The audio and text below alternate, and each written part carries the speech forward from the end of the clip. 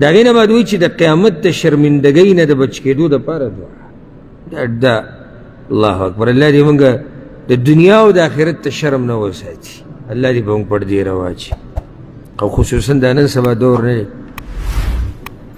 د دې انټرنیټ او د دې موبایل او د دې قصو د راوتو سره والله چې سړی په دې سوچ کي چې د مرګ پورې به په دې پرده کې وساتلی شم او که نه.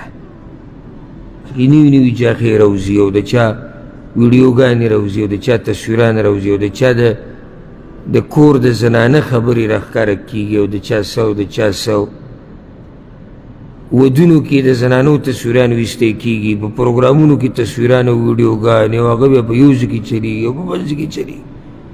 یعنې دې ټیم کې دې فتنو په دې دور کې دا دعا ډېره زیاته غواړي چې یا الله په موږ باندې پردې راواچوه.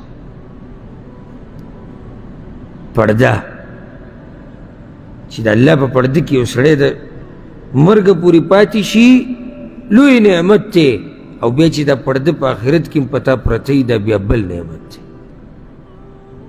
خو شرمونه دوه دي، شرم د دنیا، شرم د آخرت. الله دې موږ د هر یو نه ساتي. خو کوم یو ډېر بد دی؟ د آخرت که د دنیا؟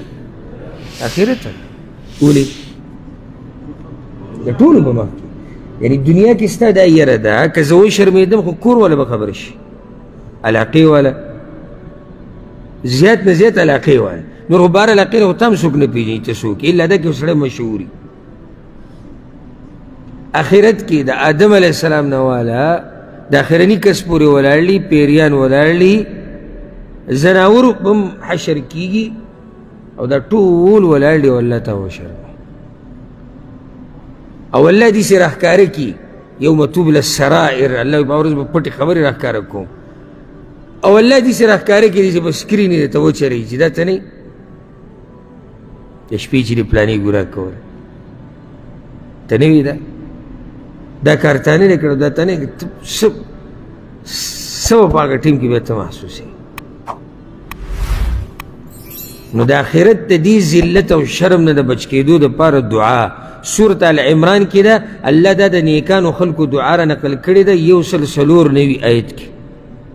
هغوی به دا وي نیکانو خلکو ربنا وآتنا ما وعدتنا على رسلک، ای ربه زمونږه راکې موږ ته هغه څه چې تا یې موږ سره واده کړې ده په ژبه د پیغمبرانو. د پیغمبرانو په ژبه موږ سره څه واده شوي ده؟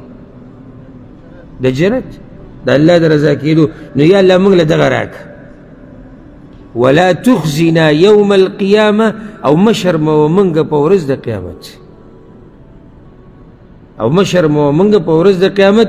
انك لا تخلف الميعاد، یقینا ته خلاف نه کوې د خپلې وعدې. دویمه دعا ده د ابراهیم علیه السلام. ابراهیم علیه السلام به دا دعا غوښته، دا سورة الشعراء کې ده آیت نمبر 82.